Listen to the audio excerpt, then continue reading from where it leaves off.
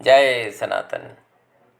अष्टावक्र गीता को भारतीय जनमानस में बहुत ही पूजनीय माना गया। सनातन परंपरा में भगवत गीता के पश्चात अगर किसी गीता को सबसे अधिक सुना गया तो उसका नाम है अष्टावक्र गीता। अष्टावक्र गीता में जीवन के रहस्यों को समझाने का प्रयास बहुत ही सरल तरीके से किया गया है। आज अष्टावक्र गीता के विराट आख्यान नामक प्रकरण के तृतीय भाग पर चर्चा करते हैं। अष्टावक्र जी कहते हैं, हे राजा जनक, महत अहंकार, पंच महाभूत और उनका कार्य रूप जितना जगत है, उसका महत्व और सार्थकता नाम मात्र को होती है। यही तत्वबोधी सत्पुरुष शुद्ध स्वरूप में स्थित होकर निष्काम हो जाते हैं, अर्थात उनके लिए करने को कुछ भी शेष नहीं रह जाता। जिस ज्ञानी ने यह निश्चय कर लिया कि सभी भ्रम और भ्रांतियां अस्तित्वहीन हैं, वह लक्ष्य विहीन, स्फूर्त, विशुद्ध स्वभाववश होकर शीघ्र ही परम शांति को सिद्ध हो जाता है। जिसने अपने शुद्ध स्वरूप की स्फूर्णा की अनुभूति कर ली हो, वह दृश्यमान जगत को देखता ही नहीं। उसके लिए सभी कर्म विधान, राग विराग, भोग त्याग और दमन शमन के साधन प्रयत्न निष्प्रयोजन हो जाते हैं। जिसने अनंत रूप स्फुरना को प्रकृति के अनुरूप ढाल लिया, वह सभी बंधनों से मुक्त हो जाता है। उसके लिए कोई मोक्ष या हर्ष विषाद नहीं। ऐसे ज्ञानी को माया के इन सब रूपों में उसकी कोई आसक्ति नहीं होती। आत्मज्ञानी अपनी शुद्ध बुद्धि से इस जगत को मात्र माया जनित और कल्पित मानता है। ऐसा आत्मज्ञानी मोह मुक्त, अहंकार रहित तथा निष्काम भाव से आत्मा में सुशोभित होता है। आत्मज्ञान से सुशोभित ज्ञानी इस जगत के मिथ्या तत्व को भली भांति जानता है। वह निज स्वरूप को, स्वात्मा को अनश्वर और संताप रहित देखता है। इसलिए उसके लिए कहाँ ज्ञान, कहाँ जगत, कहाँ देह और कहाँ मैं। उसके लिए तो अपनी देह के प्रति भी अहम भाव नहीं रहता। अज्ञानी जन के संबंध में अष्टावक्र जी कहते हैं कि ऐसा व्यक्ति यदि चित्त वृत्ति के निरोध तथा यम नियम आदि कर्मों का परित्याग कर दे तो वह अज्ञानी उन्मत्त होकर अपने मनोरथों को प्राप्त करने का यत्न करता है और दूसरी ओर उसी क्षण अनेक कामनाओं के लिए व्याकुल हो जाता है। जिसकी बुद्धि मंद है, वह अज्ञानी आत्म तत्व के बारे में सुनकर भी अपनी मूढ़ता नहीं छोड़ता। वह सत्य असत्य में भेद नहीं करता, फिर भी निर्विकल्प होने का दिखावा करके अनेक वासनाओं से आबद्ध और व्याकुल रहता है। इसके विपरीत जिस तत्वज्ञानी ने बोध प्राप्त कर अपने सभी कर्म क्षीण कर दिए, वह देखने में तो कर्म करता हुआ लगता है, परंतु ऐसा नहीं होता कि वह कर्ता होने को स्वीकार करे, क्योंकि उसे आत्मज्ञान के प्रताप से कर्म फल की इच्छा नहीं रहती। जिस विद्वान के मोहादि रूप सब विकार दूर हो गए, ऐसे निर्विकार आत्मज्ञानी सर्वदा अभय प्राप्त होते हैं। उसके लिए कहाँ अहंकार, कहाँ प्रकाश और कहाँ त्याग, अर्थात उसके लिए सर्वत्र शून्य है। वह पूर्ण तृप्त और विकारहीन हो जाता है। अनिर्वचनीय ज्ञानी के विषय में अष्टावक्र जी कहते हैं कि जिसके विषय में कहने के शब्दों का कोई अभाव हो, वाणी भी मौन होने लगे, ऐसे अनिर्वचनीय स्वभाव से मुक्त योगी के लिए कहाँ धीरज, कहाँ विवेक और कहाँ निर्भयता। वह इन सबको कोई महत्व नहीं देता। तत्वज्ञानी के लिए स्वर्ग या नरक का कोई भी महत्व नहीं। वह तो जीवन मुक्ति को भी नहीं मानता। इससे ज़्यादा और क्या कहा जाए कि उसके लिए योग दृष्टि से भी योग संयोग आदि कुछ नहीं। आत्मज्ञानी शीतल चित्त, शांत व अमृत रूपी आत्म तत्व से भरा होता है। न वह लाभ के लिए प्रयास करता है, न प्रार्थना करता है, न हानि होने पर शोक करता है। वह कभी न्यूनाधिक आशा अभिलाषा तक नहीं करता। तत्वज्ञानी समदर्शी होता है।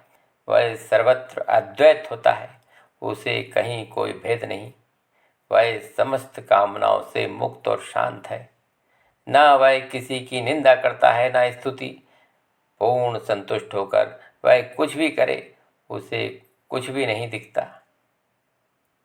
वह किसी प्रकार के कर्तव्य बंधन में बंधता नहीं। जीवन मुक्त धीर विद्वान के विषय में अष्टावक्र जी कहते हैं कि धैर्यशील तत्वज्ञानी ना संसार से द्वेष करता है, ना आत्मा को देखने की इच्छा करता है। सुख दुख से मुक्त होकर वह जन्म मरण से भी मुक्त हो जाता है। उसे तो आत्मदर्शन की भी कदापि कामना नहीं। तत्वज्ञानी मोह मुक्त होता है, अतः उसे अपने प्रियजनों, पत्नी, संतान आदि किसी से भी मोह नहीं होता। वह विषयों में कोई कामना नहीं रखता। वह अपनी देह में निर्द्वंद और निष्काम रूप से विराजता हुआ शोभायमान होता है। सर्वदा तुष्ट तृप्त जन के बारे में अष्टावक्र जी कहते हैं कि तत्वज्ञानी सर्वदा संतुष्ट होता है। वह प्रारब्ध के कर्मों को सहज रूप से करता हुआ संतुष्ट रहता है। स्वतंत्र रूप से वह सर्वत्र व्यापक रहता है और जहाँ भी सूर्यास्त हो जाता है वहीं सो जाता है। इसके मन में अपने पराय का भेद शेष नहीं।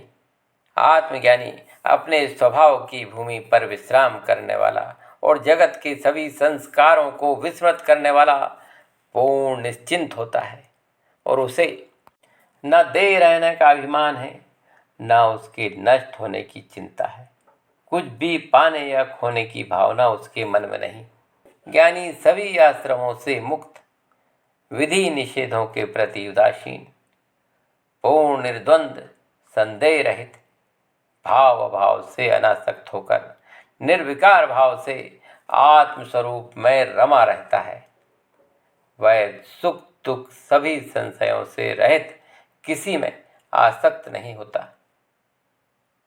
ममता से रहित, जीवन मुक्त धैर्यशील तत्वज्ञानी, ममत्व मुक्त, समदर्शी, स्वर्ण और मिट्टी में भेद न करने वाला, मन की सभी गांठों को खोलकर रजोगुण और तमोगुण को नष्ट करके आत्मस्वरूप में सहज शोभायमान होता है।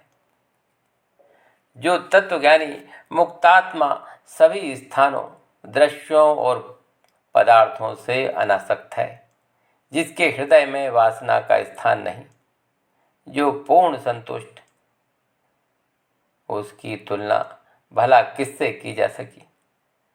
अर्थात ऐसे तृप्त सौम्य व्यक्ति की तुलना ज्ञानी के अतिरिक्त किसी और से नहीं की जा सकती। जो जानकर भी नहीं जानता, देखकर भी नहीं देखता, बोलकर भी नहीं बोलता, ऐसा वासना रहित सत्पुरुष आत्मज्ञानी के अतिरिक्त और कौन होगा। वह अपने आप में अनोखा ही है। जो भाव अभाव, श्रेष्ठ अश्रेष्ठ का विचार करने वाली बुद्धि को गला चुका है, वह राजा हो या रंग, आत्म तत्ववेत्ता होकर शोभायमान होता है।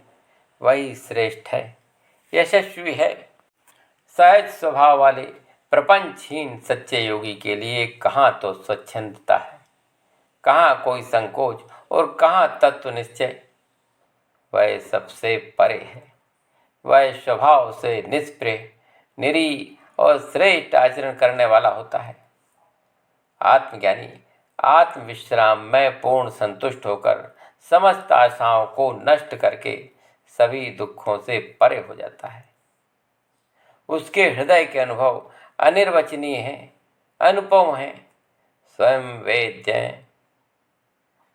धैर्यवान तत्ववेत्ता सोते हुए भी सोता नहीं और स्वप्नावस्था के प्रति प्राप्त होने पर भी स्वप्नावस्था वाला नहीं होता। ना वह जागृत अवस्था में जगा होता है तो प्रत्येक कदम पर संतुष्ट होता है। जो तत्वज्ञानी देखने में चिंताग्रस्त लगता है, पर चिंता मुक्त होता है। सर्वेंद्रियों के भोग भोगता हुआ उनसे अस्पृश्य है, इसलिए इंद्रिय होते हुए भी इंद्रियहीन है। बुद्धिमान है पर निर्बुद्धि है। अहंकार युक्त लगता है पर अहंकार मुक्त है। सर्वत्र आत्म संदृष्टि के कारण वह अपने ही आनंद में मग्न रहता है। आत्मज्ञानी ना सुखी होता है ना दुखी, ना विरक्त होता है ना आसक्त, ना वह मुमुक्षु है ना मुक्त। वह कुछ है या कुछ नहीं। उसके जीवन में ऐसे विरोधाभास केवल प्रतीत होते हैं, वास्तव में वे सब हैं नहीं। तत्वज्ञानी विक्षेप में भी विलिप्त नहीं होता, समाधिस्थ होकर भी समाधिस्थ नहीं होता, जड़ता में जड़ता नहीं, और पांडित्य संपन्न होने पर भी वह पंडित नहीं। वह इन सबसे परे है। उसमें पांडित्य है क्योंकि समस्त उसी से निसृत है। तत्वज्ञानी पूर्ण बंधन मुक्त, सभी परिस्थितियों में प्रसन्न और समन भाव वाला रहता है। कर्तव्यों से संतुष्ट और तृष्णा रहित, किए और ना किए कर्मों का किंचित भी स्मरण नहीं करता, क्योंकि उसमें किसी प्रकार का हठ या आग्रह नहीं। आत्मज्ञानी समस्त सांसारिकता को त्याग कर आत्मवत हो जाता है। आत्मज्ञान से परिपूर्ण सत्पुरुष को ना तो वंदना सुहाती है, ना निंदा होने पर क्रोध आता है, ना वह जीवन से हर्षित होता है, ना मरण से व्याकुल होता है। वह सभी परिस्थितियों में समभाव रखता है। उसे दीर्घ जीवन पाने का कोई आह्लाद नहीं। शांत आत्मज्ञानी ना तो जन समूह से आकर्षित होता है और ना वन प्रांतर में एकांत प्रिय बनता है। वह तो जहाँ है, जिस परिस्थिति में है, वहीं संभाव से आत्मस्थित हो जाता है, उसी में संतुष्ट रहता है।